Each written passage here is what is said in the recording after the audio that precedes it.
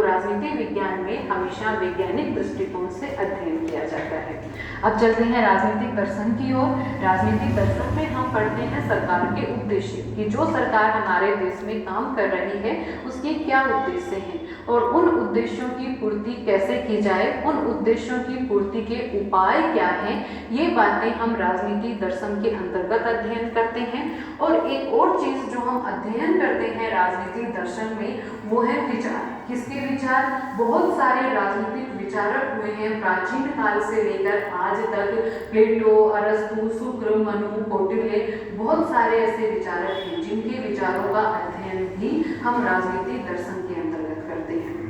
तो मोटे रूप से हम क्या पढ़ते हैं राजनीतिक सिद्धांत में? हम पढ़ते हैं विचार, विभिन्न विचारकों के विचार, नीतियां, वो नीतियां जिन पर कोई सरकार काम करती है, वो नीतियां जो एक शासन व्यवस्था बनाती है, तय करती है, लागू करती है, इन सब का अध्ययन हम राजनीतिक सिद्धांत में पढ़ते हैं। संविधानों के बारे में हम अध्ययन करते हैं कि संविधान बनाने के लिए किन किन मानकों को मद्देनजर रखना चाहिए, संविधान में क्या क्या महत्वपूर्ण बातें होनी चाहिए और कौन से देश का संविधान किस तरह से संचालन कर रहा है शासन व्यवस्था का, ये सारी की सारी बातें राजनीतिक सिद्धांत समाहित कर लेता है।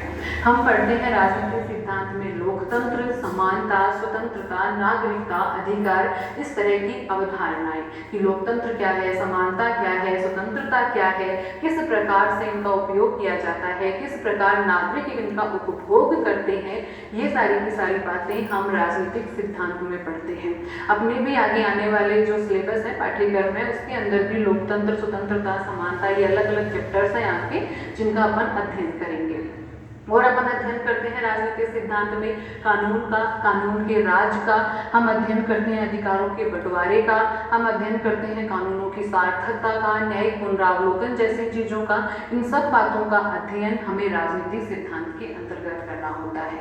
राजनीतिक सिद्धांत हमें बताता है कि कौन से कानून जो कि पूर्व में बने थे आज भी प्रासंगिक हैं, या फिर उनमें परिवर्तन किया जाना आवश्यक है, या फिर उनको समाप्त कर देना चाहिए।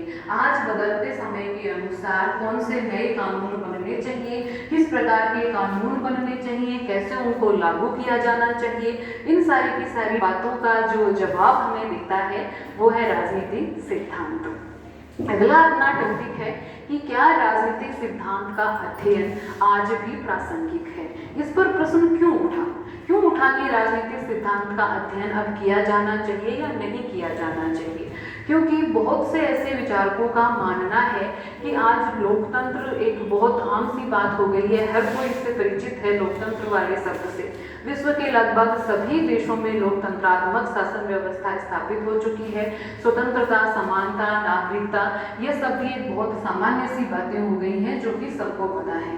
विश्व के लगभग सभी लोगों को इनसे परिचय मिल चुका है कि स्वतंत्रता क्या है, समानता क्या है, और वो प्राप्त भी है। तो फिर क्या जरूरत है अब राजनीतिक सिद्धांत के अध्ययन की? क्या जरूरत है इन सब अवधारणाओं को बार बार पढ़ाए जाने की? तो देखिए बच्चों, हम बात करते हैं सबसे पहले समानता की।